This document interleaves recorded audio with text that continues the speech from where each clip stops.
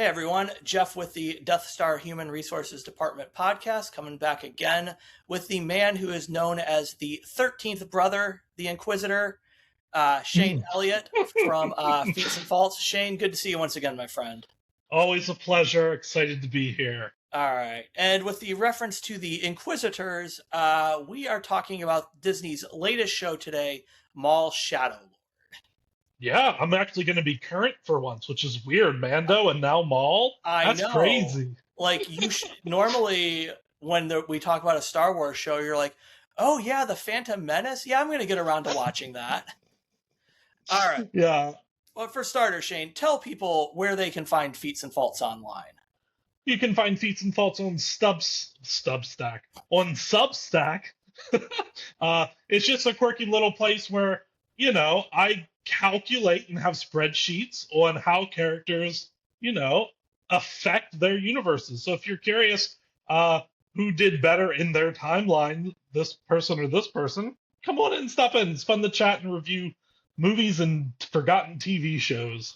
And we'll have a link to everything in the show notes. You can find the Death Star Human Resources Department at Death Star HR.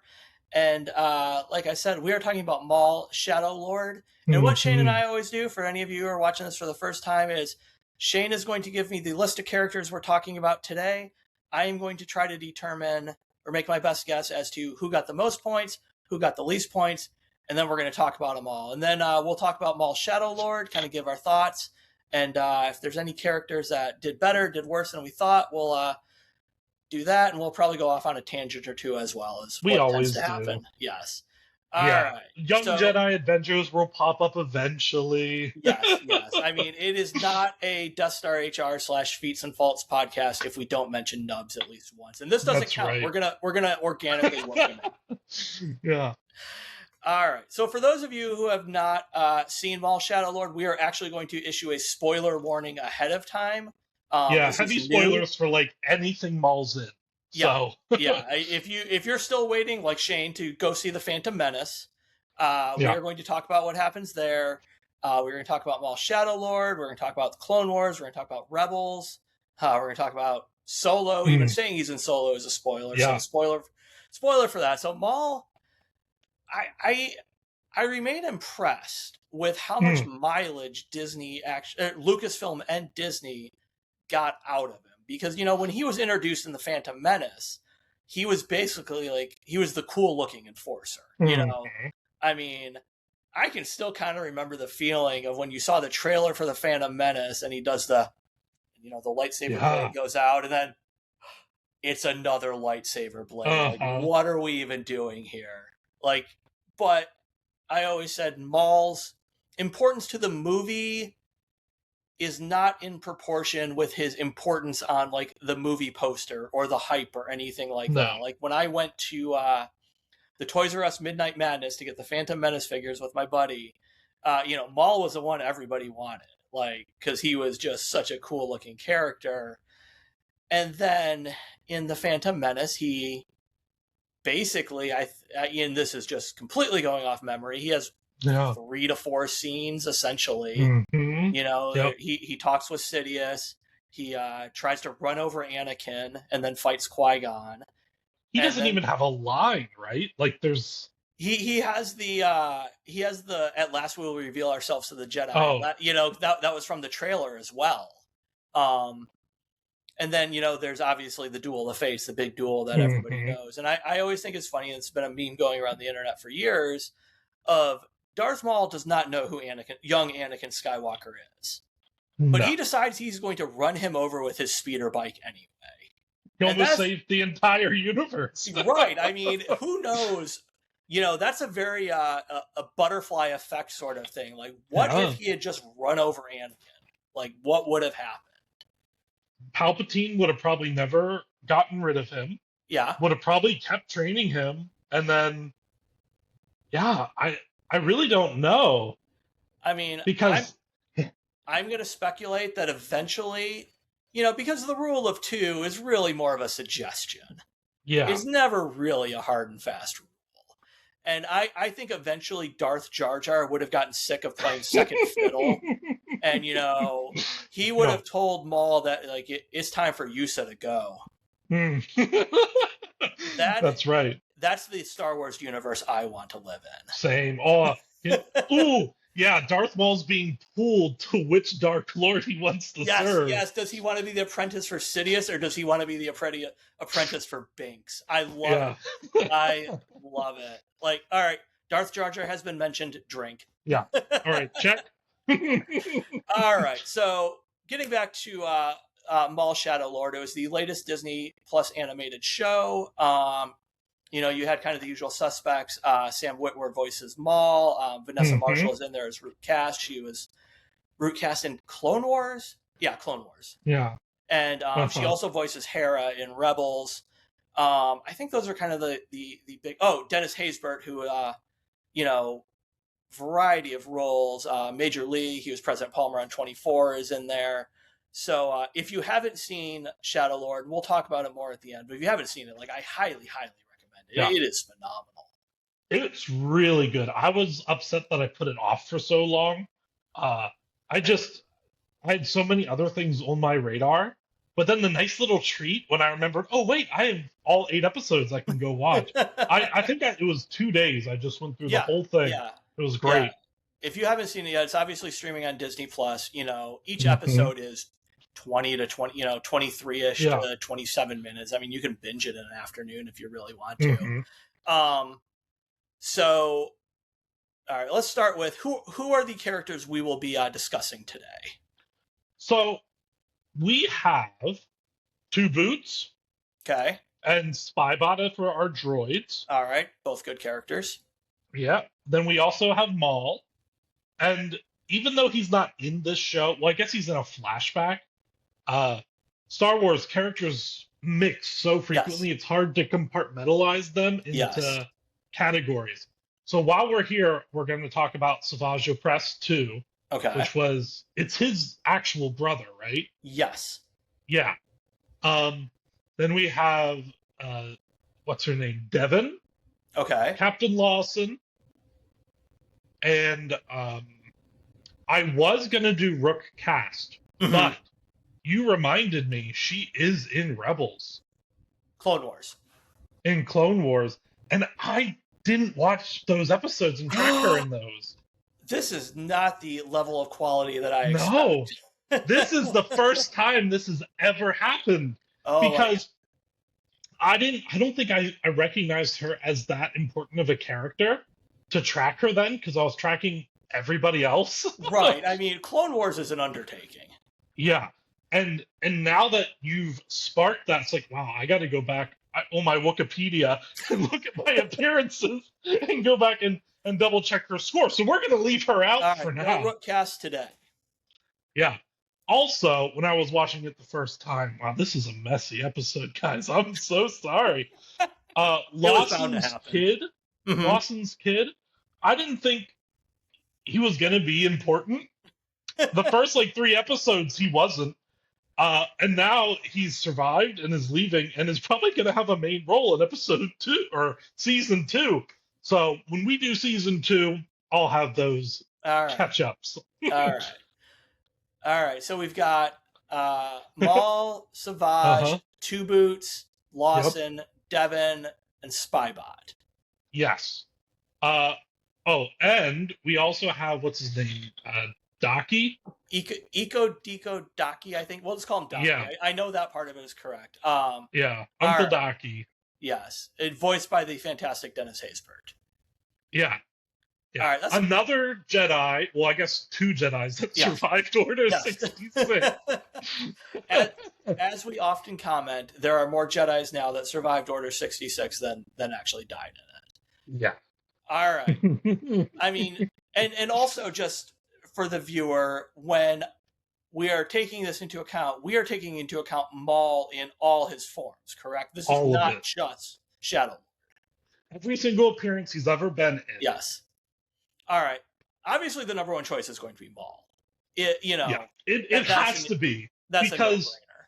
Like you said in the beginning, out of any character, I think he's the one that's been fleshed out the most. before we jumped on to talk about this, I was just thinking about like his like life cycle. He Mm-hmm. was this promising like Sith apprentice, right? Gets Mm-hmm. cut down. Then he's a weird spider droid going Mm-hmm. insane. Then he's coming to his senses. Then he's a crime lord. Like it's just like he's constantly changing to fit the situation, and I think that's why he's survived as long as he has. Mm-hmm.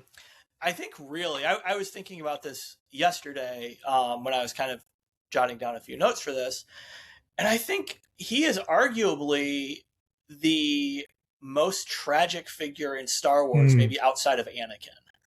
yeah. And we'll kind of get to, I think when we talk about the show a little more, we'll kind of get to what they've Hmm. done with him. But anyway, all Yeah. right, Maul is easily going to be number one in points. That's a kind of Hmm. a no brainer. Least points. All right. Who do you think's the worst? Yeah, who is the worst? I'll give you a hint. None of them scored single digits, so they're Okay, all in like 10 or above. they're up there. All right, that's respectable. I am going to say if Lawson's kid was on here, I would have picked him. You probably would have been right. I am going to say Two Boots. Okay. I'm going to Okay. go Two Boots. Two Boots scored the least. Maul scored the most. All right. Well, to go with this very strange episode, for the first time, you were absolutely correct. All right. Heck yeah. And that's good because Yeah. Two Boots was a narc. He was a narc, but he was listening to his programming. He was following the rules, but I guess that brings me to a question of your Mhm. scoring. Yeah. If you bring the Empire, if you bring fascism to your planet, but you are programmed to do it, is that Mhm. a positive or a negative? I struggled with this for a while. Um, I didn't count it as either. Okay. Um, he was just doing his job. He didn't do any of the bad things that the Empire did directly. Mm-hmm. And he was just following protocol. And even when they first landed, he was happy they were there and he liked how efficient they were. So, for his perspective, that Mm-hmm. was an okay thing. So, I didn't count it as a fault. He learned later on that these people can't be trusted. But in the beginning, he was thrilled that they were there. He was like, "Yeah, take my boots." Right. And you understand, and you are looking at this you are not looking at this from an audience perspective when you Right. make your scores. You are looking at this from the perspective of the character. Hmm. Yeah. So yeah, I mean, I agree. That's kind of where I thought you would go is I didn't think it would be a negative because he was doing what he was programmed to do. And it's Hmm. arguably Two Boots is, less blameless than if, Yeah. Captain Lawson or somebody else in the security forces had called in the Empire. Right. And also, they never really explained it to Two Boots. They just told him, "No, you don't want to do that. Trust me." They never Right. said they're gonna come in and capture everybody and do all this stuff. Like he wasn't warned of those things. They were just like, "No, don't do that. Just keep it between us." So, I wonder if they had said, "Don't do this because the Empire will take your boots." oh yeah, then it Would would be. he have listened then? Yeah, that's a good question.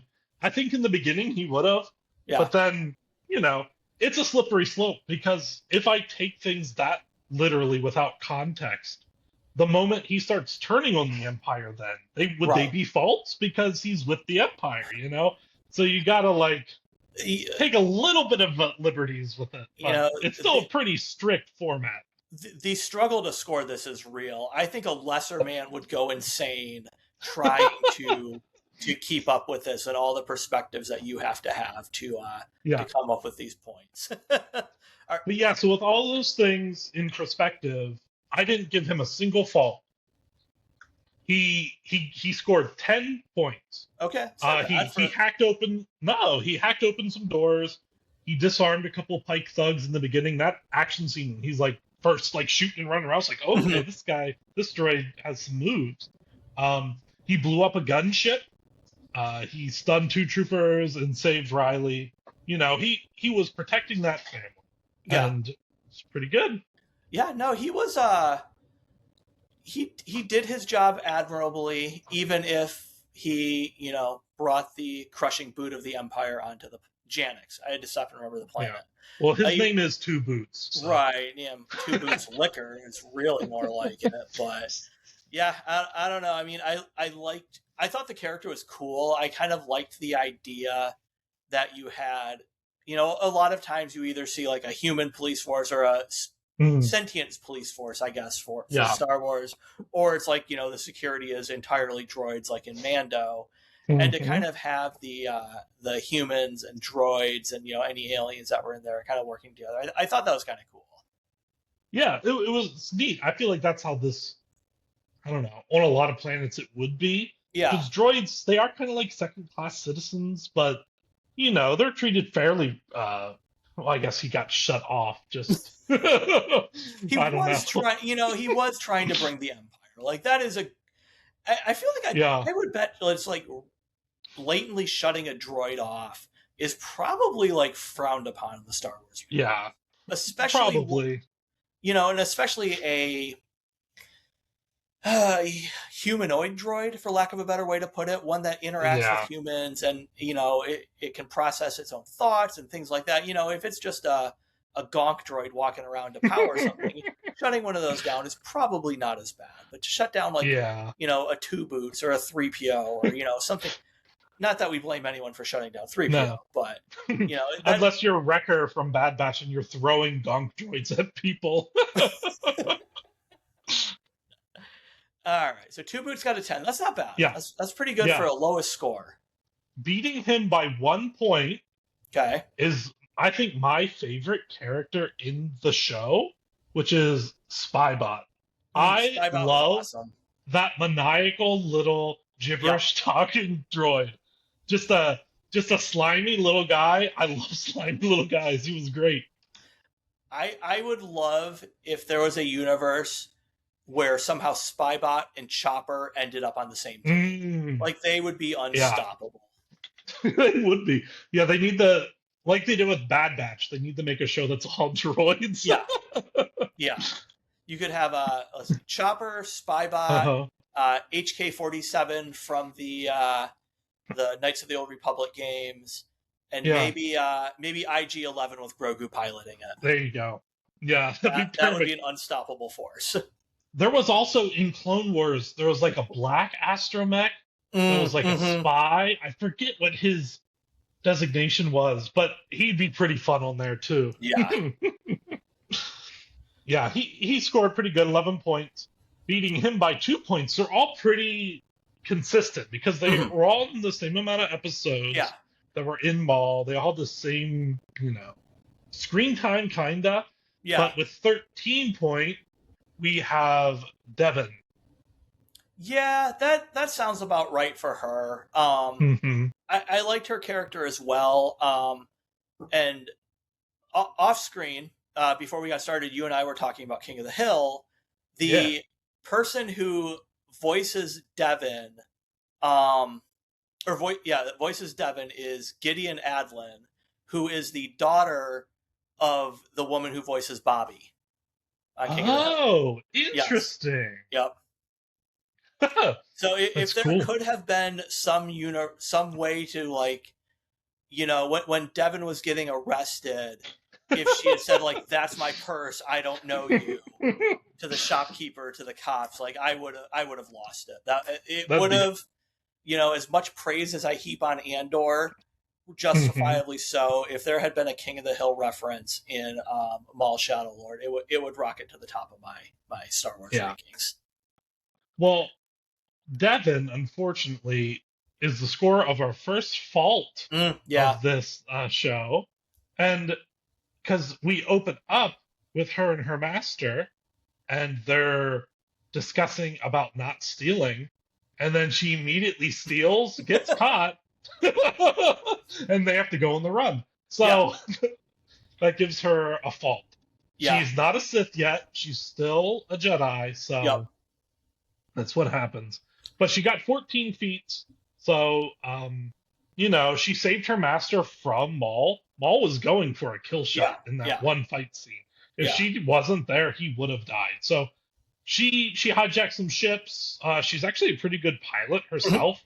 Um, and through that she destroyed a couple troopers, killed them. So I thought the one thing the show did really well with her is, well, it's kind of a two part. Is that there is going to be a season 2 of Maul Shadow yeah. Lord, which was announced, I think, even before the first episodes came out, Mm, and it really it let you know that there's going to be more story. Like you didn't have to wonder, and doing that, it kind of lets the story breathe. Like she is obviously, I shouldn't say obviously, it's not 100% guaranteed she will end up as Maul's apprentice, but it seems pretty likely.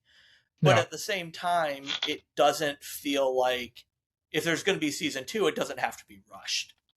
Yeah. No, I really want her to be, and I have like a recollection. I'm not like super familiar with the like the books and the comics, but isn't there a Twi'lek that's like red and black like Maul that's a Yes, Sith? yeah. Darth Talon.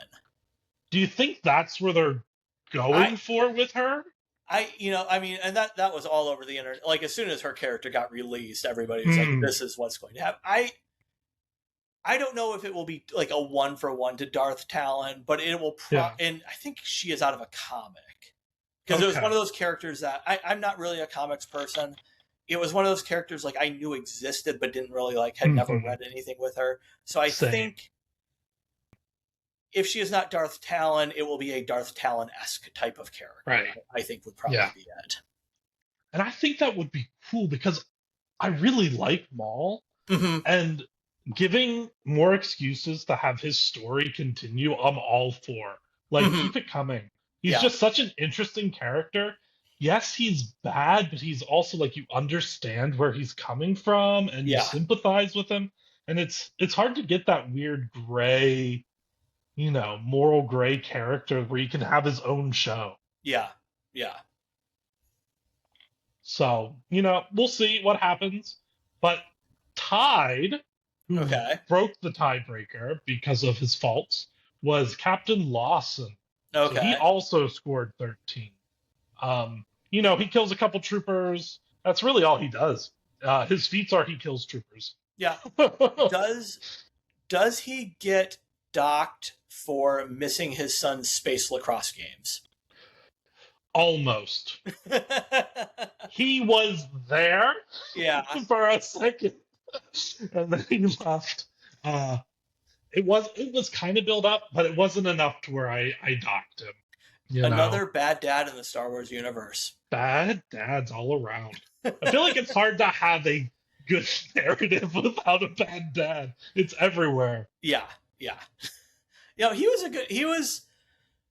a good character. I mean, he was smart. He tried to warn Two Boots. Two Boots didn't listen. Yeah.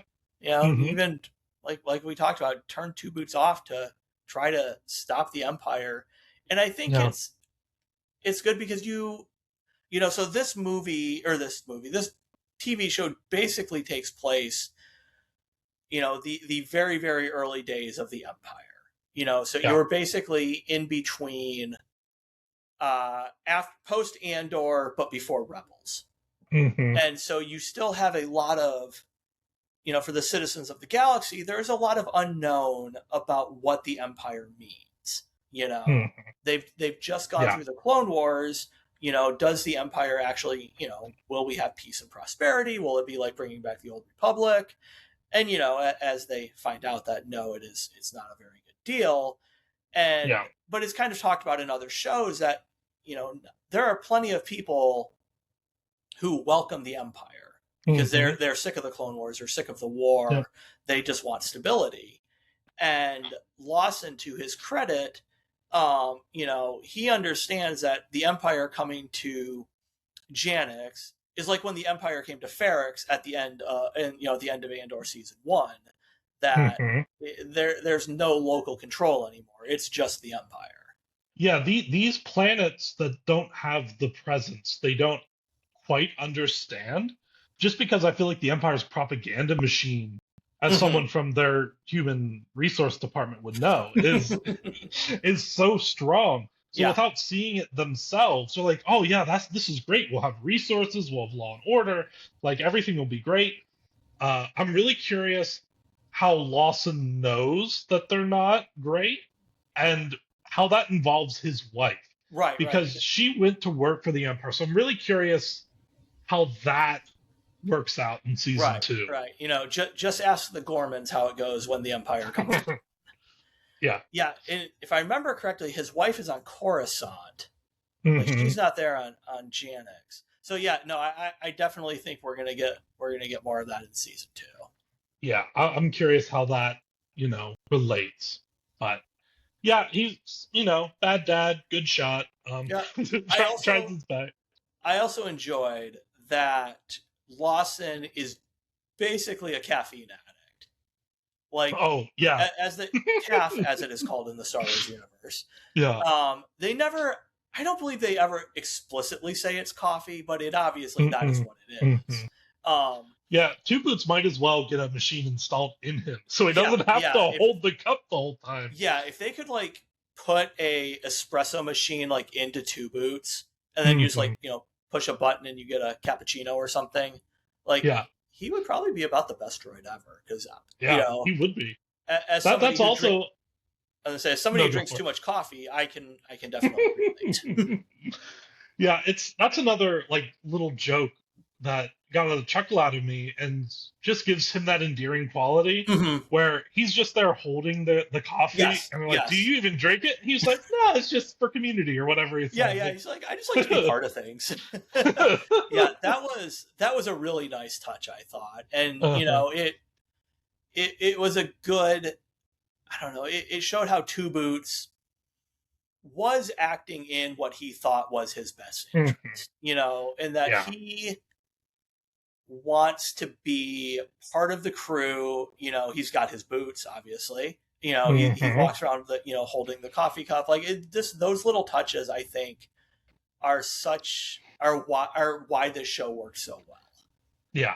And now that you mention it, I don't think his turn happened when they took his boots or when they kidnapped I forget the other captain's name who Oh disappeared. yeah.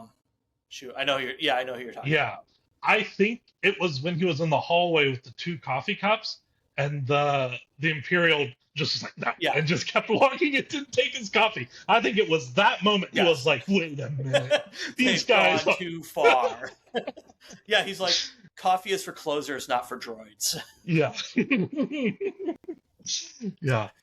But moving on in 2 points, we got our Jedi Master of the show, Iko Diodaki, with 15 points. I think the coolest thing that he did was when he used the Force to throw a speeder bike into a gunship and blew Hmm. everybody up. Yes. Yeah, he was a cool character. I really liked him. Yeah. Part of it is again, I am a big fan of Dennis Haysbert. I think he's a phenomenal actor. I think Hmm. he's got a very distinctive voice and a very distinctive Yeah. presence to him, which I think really really helped the character. I liked that he almost presents himself in a very kind of like almost a Yoda type of way. Yeah. He's hobbled over, hunched over a little bit. He walks with a cane, and Hmm. then but when it came time to throw down, like Yeah. he was the only one. Okay, big spoiler alert that's coming is he is the only one who really truly held his own against Darth Vader. Yeah. And Or he's I the only don't one who know. like he got a hit on Vader.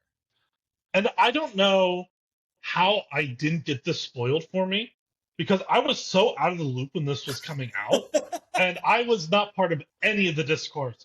And I'm watching this and I'm like, oh, is it going to be the Grand Inquisitor? Is that who they're talking about? And then all of a sudden people start getting pulled into the mist. And I'm like, wait a minute, they're not pulling Vader out, are they? And then there he was. I was shocked, but it was awesome. Well, I take that to mean that you have not been reading the Death Star Human Resources Department newsletter as closely as you Mm, should. This no. interview is over, so no, it is not over. Stick with us. Yeah, I the the scene, I don't know, what was it, episode 6, I think, I think so. where Yeah. at the end where Marok is, kneeling and he's talking to somebody on, that you can't see. And I was like, are they really going to pull Vader out here? Like, but on the other hand, like, your choices, he was either talking to Sidious, Vader, or the Grand Inquisitor. Like, those were your only options. Does Maul know who Vader is? I don't. All right, so I don't think so. That's actually a good question, and I don't 100% know the answer. If you do know the answer to that, leave it in the comments. I don't think so, because his only interaction with Anakin would have been, do they fight in the Clone? God, it's been so long since I watched the Clone Wars. I think they or is it just Obi-Wan he fights? Because I know the whole Mandalore thing, Obi-Wan's there. Yeah, he fights Ahsoka, and he fights Obi-Wan. I don't think he ever fights Anakin. I think his only interactions with Anakin would have been in Phantom Menace. Yeah. Yeah, he definitely knows that this is like his replacement. Yeah. But he doesn't. Yeah, he knows not to mess with this guy. He's like, we need to leave. yeah. But getting back to Daki, it is interesting because, Daki and Maul, are the push and pull for Devin. And it's, Daki is basically he is committed to a Jedi Order that no longer exists. And he is, the slow and steady, and we're going to keep to the code. And Maul is, if you follow me, I will, teach you the secrets that Jedi won't teach you. I will help you, get back at the people who've hurt you. And it is obviously a tempting path for Devin because, she is younger. She's not a, Jedi Master, a Jedi Knight like Daki is. Her past of being a Jedi, if she was at the temple or whatever, is gone. Her future as a Jedi is gone. And, they're basically like hiding out on this kind of industrial-ish planet, stealing to survive. And she's like, is this what following the Jedi code is going to get me from now on? Yeah. And, like I said earlier, he might be the slow and steady one, but he is the only one who actually, is able to wound Vader or to damage Vader when they're all fighting. I think their point of view of what the Order is so different too, because Daki would have existed before the Clone Wars. So he would have experienced what the Jedi were in a time of peace, where with Devin, she grew up with them being a fighting force protecting people. So she views them as the protectors who needs to help. Where I feel like Daki would be just fine finding like a waterfall somewhere and meditating for the rest of his life, know? No, I completely agree with that. And I mean, I feel like I am a little surprised he actually survived as long as he did in the show. Like I thought episode 1. Yeah. I kind of thought, at most, like the first time he tangled with Maul, he wasn't going to survive. But I also, we're kind of painting Daki as like kind of the old stodgy person. He understands it's a new world too. Like he is not so set in his ways that he's like, no, like my way is the only way. He recognizes they're in a new world. They do have to adapt to survive. He is just trying to hold on to as much as the Order or as much as the Jedi traditions as he can. It's another thing that shows how smart Maul is too. He knows he can't just go kill this guy. Yeah. And Daki knows that he can't just be like, I forbid you from doing anything. Yeah. They're both being very rational in the situation and just making their cases to Devin. Yes. But Maul just has a much more, I find his way of thinking a lot more convincing in the scenario. And then you throw in his little bit of deceit there at the end where he force pushes Daki. He's like, okay, I'll let him die, and then I can be there for the shoulder to cry on and then take her over. And that's what puts him ahead. Yeah.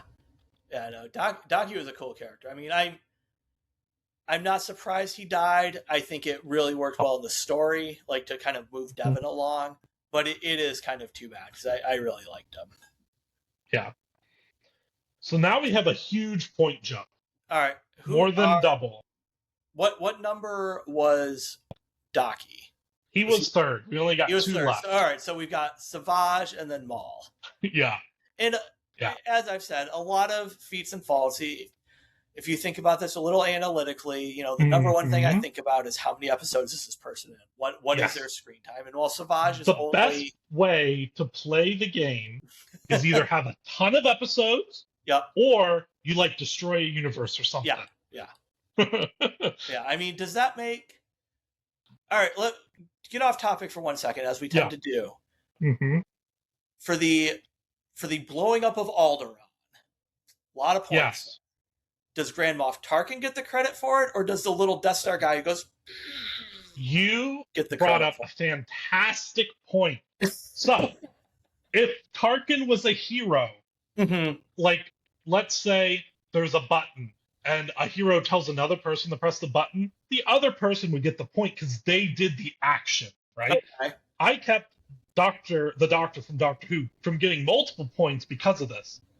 But villains, they are kind of in a different scoring class. Right. So if I only scored what they did directly, most villains have henchmen and they don't really do anything.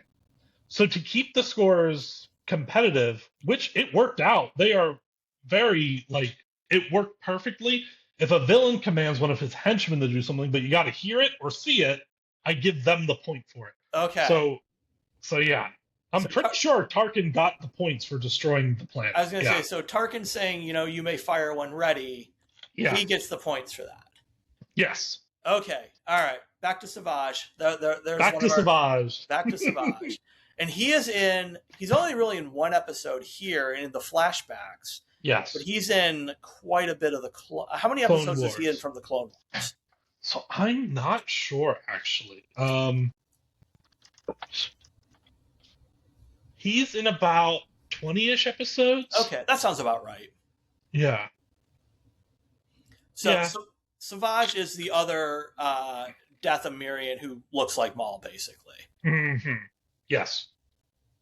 And let's have a fun little game. Do you think over under 50?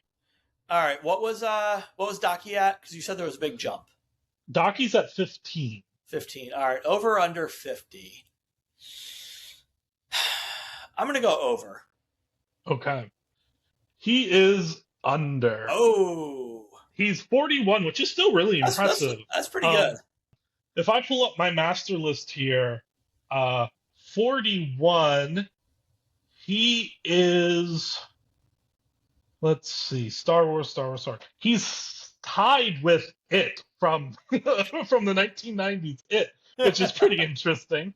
But he's just under Saw Gerrera, which had 43. So I feel like they have around the same appearances if you count movies and stuff. Yeah.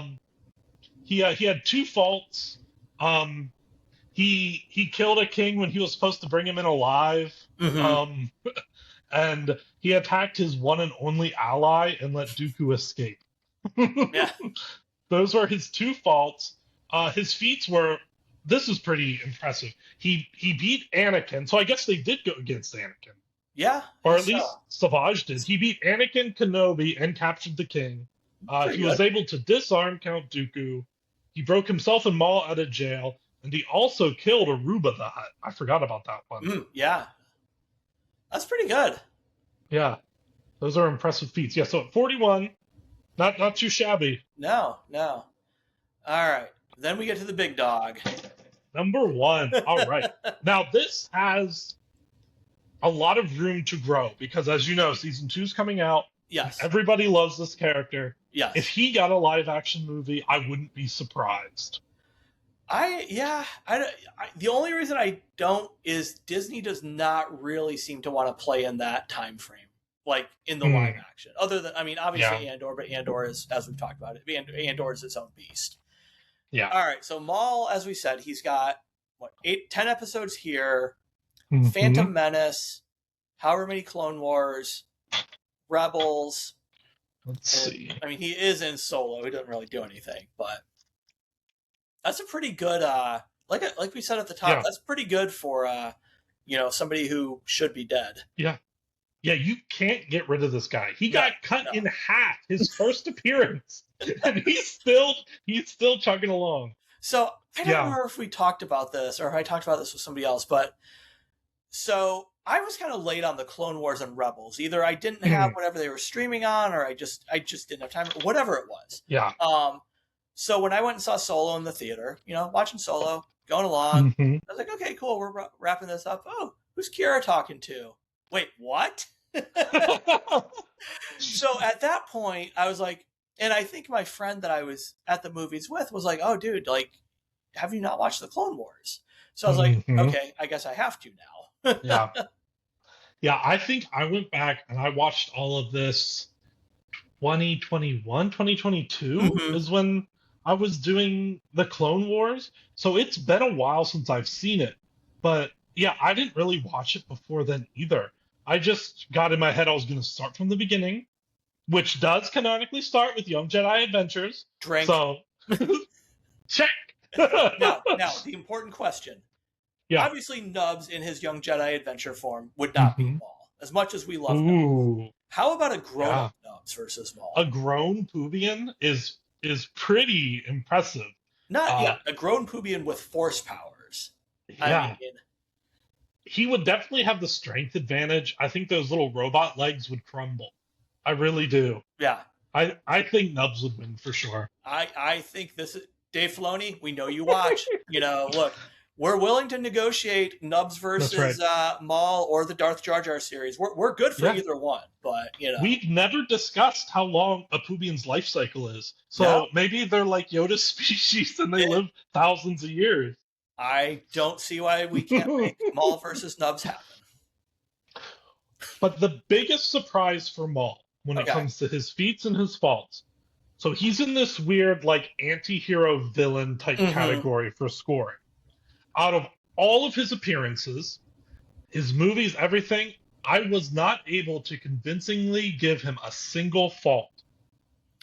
I think you definitely, that was something I was thinking about as well, because I have been Feats and Faults pilled. So That's right. Makes you think about things differently. because he is obviously a villain in Mhm. Phantom Menace. That is Yeah. unequivocal. Everything else, I mean, if you're a bad-ish guy, but you're trying to off Darth Sidious, like, Yeah. that is a noble quest for the wrong reasons, or for the right, Mhm. you are doing bad, but for the right reasons. Yeah. But if you're just doing this because you want to become a crime lord, Yeah. like, that is not as good of a reason. Yeah. So yeah, that is something that really makes you think. So a lot of villains, they'll lose points either because they lose because they're overconfident or because they do something stupid or they don't make sure the villain or the hero's alive and they just let them live. But Maul never loses because he hasn't planned or because he's stupid. Mhm. He gets beaten, I think, just because of rotten luck. Like things happen and he loses, but he always gives it his all. It's Yeah. never, oh, you told me I needed this, and I said, oh, I obviously don't. I mean, your introduction to him is he fights Qui-Gon, who is a Jedi Master, to a Yes. draw at first in their first duel, kills Mhm. him in the second duel. Like, that's pretty good. And a lot of villains, I could see the little shield things, like Yeah. him just destroying the shield so that he could get to both of them. But Yeah. instead, he used that because he's, Yeah. pretty smart to take them one at a time, and Yeah. that's how he won. Yeah. All right. So what was his score? Actually, So Maul, all right. What do you was want to do? Savage? I'm gonna guess. I'm gonna take a guess. What? Okay, take a guess. What If was? you're within 5, I'll say you win. All right. Savage was 41. It's 41. Okay, so Maul is obviously a lot higher than that. I'm going to put Maul at, I'm going to say 91. Oh, you are so close. He's 89. I almost said 87, and I thought I was going to up it a little. I'm still still within 5. I'm watching him to break the 100 barrier, which is really hard to do. with the second season. Oh yeah, Yeah, he's at definitely. 89. He's been around for so long. He killed Qui-Gon in his first outing. Um, he defeated Obi-Wan and saved Savage. He became the king of Mandalore, which Yeah, is like crazy. yeah. He killed Satine right in Yep. front of Kenobi. Like, That's cold. whoo! That's cold. And he's become crime lords. He's orchestrated civil wars. Like this dude is like his grimy little Sith mitts are in everything. Yeah, I love him. Yeah. So what did I say he scored? He scored 89. Yeah. So on my master list, let's see, 89. He is wow. He's 1 point above Crosshair from the Bad Okay. Batch, From the Bad Batch. Yep. and he's right under. I won't say the score because it's a spoiler, but Okay. he's right under Hera Syndulla, Okay. just under her. That's Which, good if you think company. about that, that's really impressive because she's had multiple seasons of a show. Yeah, I mean, she had, you had 4 seasons of Rebels, 1 season of Ahsoka, and she's in, if she's not in every Rebels episode, she has got to be pretty close. Yeah, Yeah, so and that's pretty just to good. pull out something that's not Star Wars related, because that's the fun part Yeah, to yeah. see who's what. He scored 2 points better than James Braddock from the Missing in Action series with Chuck Norris. So he's better than Chuck Norris. How can you I mean, how can you beat that? all right. So I mean, that's a good score, good Yeah. character. I liked hmm what they did. So overall, what were your thoughts overall on Shadow Lord? I love the series. I really liked that it was like a slow build, even though it's Mm-hmm. only 8 episodes. Like the first ones, they were, they let you see the world from the perspectives of the characters that we were gonna travel with, Mm-hmm. and then everything just started to shake loose. I like the subtle push and pull, not the join me. No, join me. Mm-hmm. I, the animation's great. Mm. I'd give it 8 out of 10. I really enjoyed it. It is. I thought it was definitely the best looking Star Wars animated show. I thought they hmm did, and everyone. I just feel like they get a little better and better each Yeah. time. But it was a combination of they used like hand painted backgrounds and hmm the computer animation for the characters and stuff like that. And it almost felt to me like it had like a Blade Runner kind of Ooh, cyber yeah. noir feel to it. And I think a lot of that you can kind of chalk it up with the backgrounds and like the whole vibe of hmm Janix really really helped the feel of the show. I agree with pretty much everything you said there. Like I thought, it really was a slow burn Yeah. because you Yeah. start with kind of, Docky and Devin and her getting in trouble and Maul, having to deal with the Pikes and the Pikes coming in and whatnot. And hmm just as the way, then the Empire shows up and it just lets the world get bigger. Yeah. And then, you get the two Inquisitors go, we didn't even talk about them. You have the two Inquisitors and then ultimately, Vader. And actually, let me ask you this then. How hmm did you think Vader was used effectively?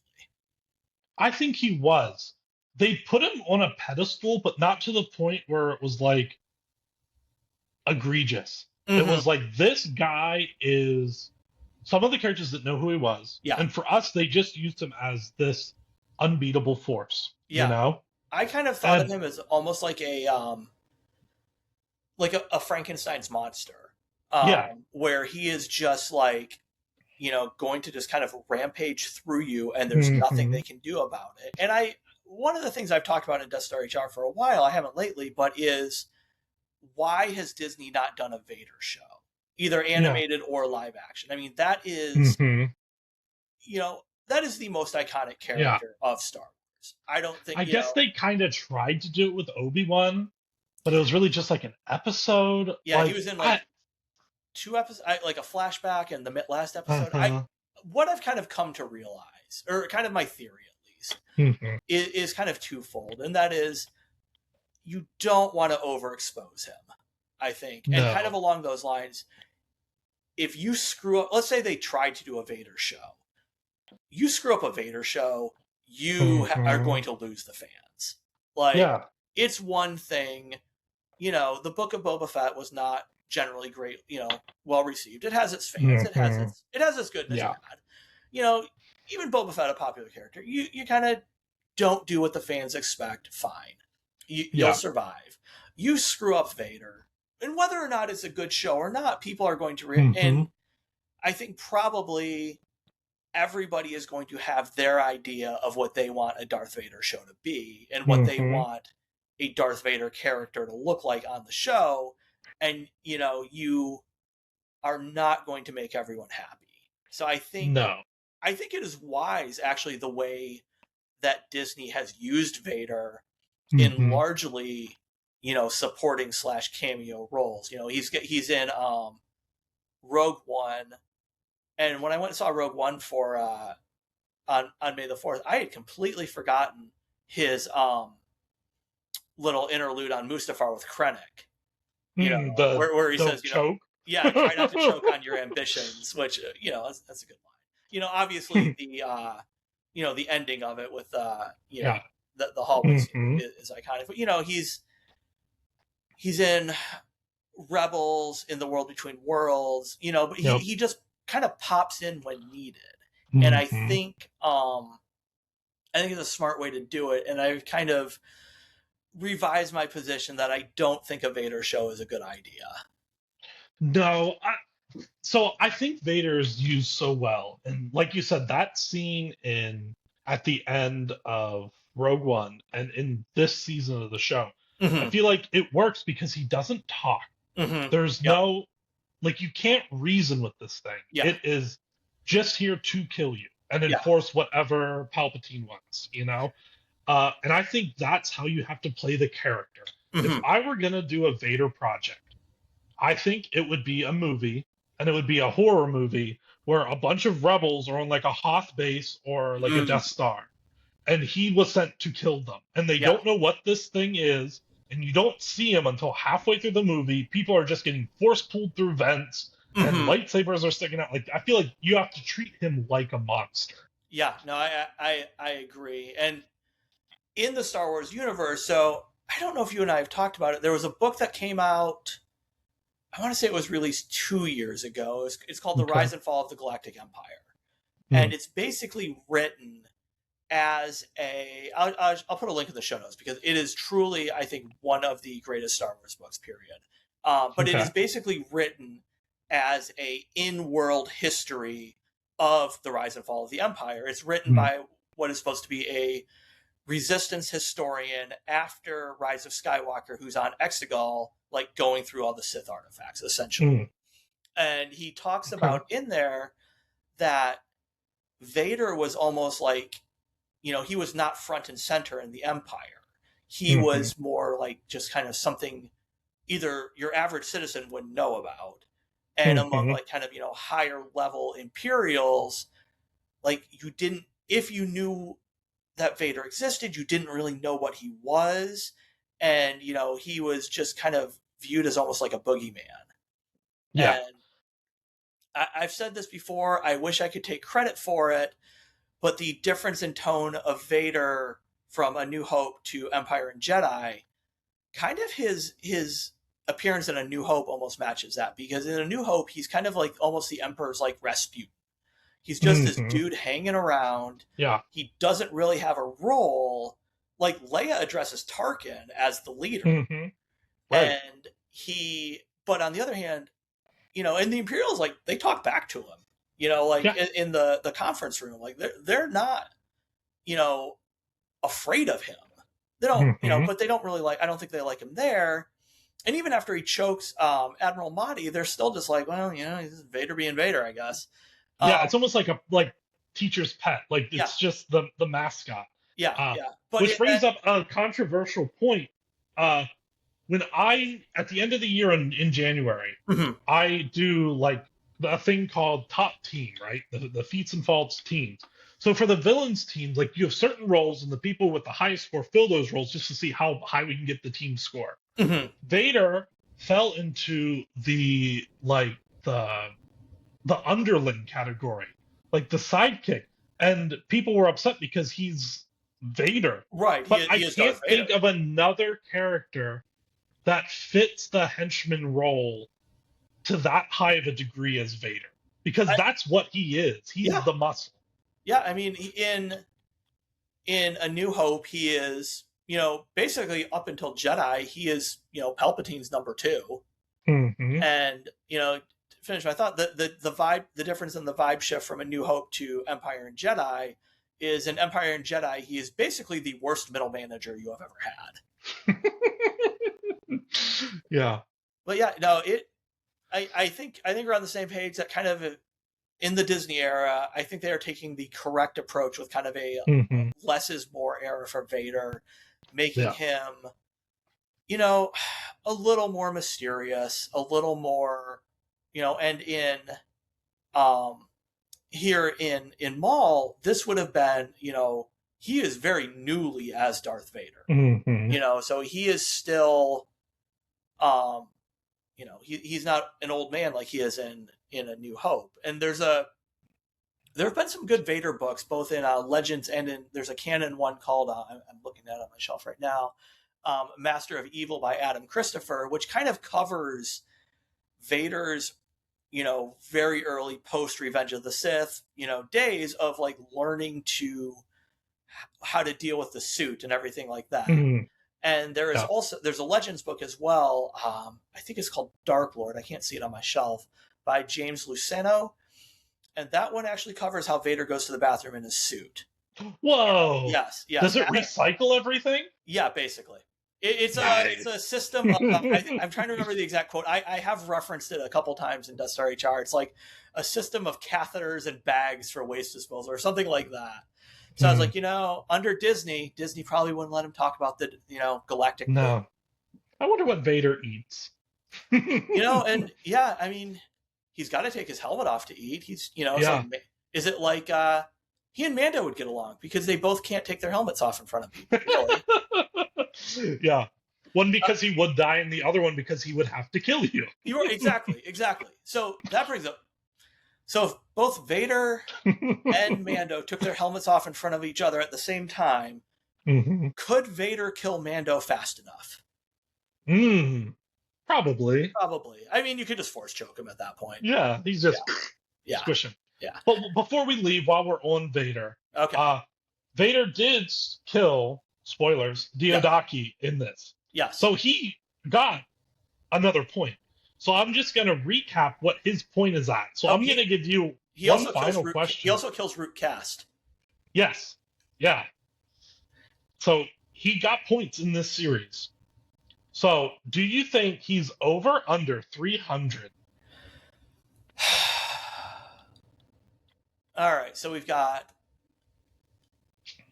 the very end of Revenge of the Sith, the original trilogy, Obi-Wan, any appearances in Clone Wars? No, he wouldn't appear in Clone Wars. Okay, wait. So Anakin counts because they're the same person. That was just what I was going to ask. Are we counting Anakin at? Okay. In that case, so I think Anakin over. is. I'm going over. Okay. Yeah. So how I do this? Anakin is scored as a Jedi until the moment his eyes turn yellow. That's when I count the moment that he's a Sith. Yes. And then I start counting him as Vader. So it's both points. And yes, it is over 300. He has a total of 342 now. Not too shabby. He is in our top 10 overall of everybody. Yes.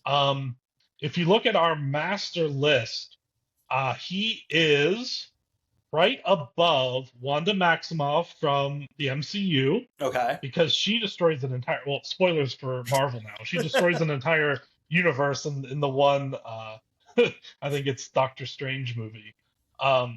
And he's right under the Master from Doctor Who, which has been around since I think he first appeared in the 70s. So, yeah. That's pretty good company. That's right. And also, one last note with Vader on Shadow Lord, Vanessa Marshall, who voices Root Cast, got to basically pick her character's death. And, yes. And she decided she wanted to have Vader pull her lungs out via the Force.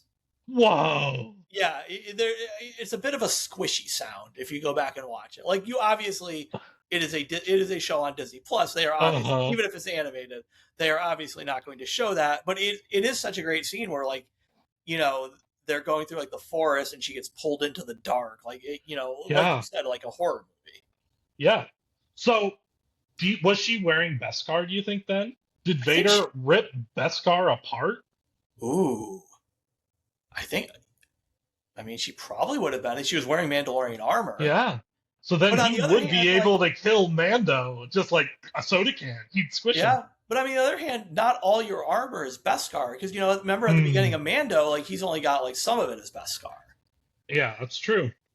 So I don't know if hers was or not. So yeah, all right, we're hitting about an hour here. Yeah. All right, Shane, as always, good time. Always. I don't think there were any real surprises on this one in terms of like the scoring. You know, Maul was obviously going to be number one. Savage was. I had kind of assumed he was going to be number two just based on the his show appearances. I am glad that Two Boots got last. And sometimes you just gotta fill these out to get them in the master list, so we can do a proper Star Wars top 10 when we finally make it through everything that's out there, which is, you know, as of now, I'm current. Everything is scored. I just need to write them up and put them out. But all right, you actually you've got a pretty good amount of time, because the next Star Wars thing we're going to get is not. Did you do the Star Wars Visions, like the anime ones? I did not. Okay, I did not. Well, you're not complete then. But you're right. I'm not. You know, those are so unconnected to everything else. You know, I guess as the head of the Death Star Human Resources Department newsletter, I can let it slide. But I will cover them eventually, but they'll probably be their own universes. Yeah. You do have there is a spin-off from one or two specific episodes that is coming out sometime this year. They don't have a date. Ooh, okay. But there is nothing new coming out until Ahsoka Season 2, which will not be until next year. Wow. Early next year, but so you've got a good 6 months that you're all caught up. So I basically think you probably need to just start reading the books now. Yeah. All right, Shane. Good time as always. Tell everyone again where they can find Feats and Faults. You can find Feats and Faults on Substack and on Reddit. All right, yes, the infamous Feats and Faults Reddit, which is slowly dying because I took control. Sorry, Chris. You're just basically force ripping the lungs out of your own subreddit. That's right. All right. You can find all the links to Feats and Faults in the show notes. You can find the Death Star Human Resources Department at deathstarhr.com. Shane, good to see you as always. We will be back in a couple weeks with yet another Star Wars one as the 4th of July goes on. So thanks again, and may the Force be with you. Happy 4th of July.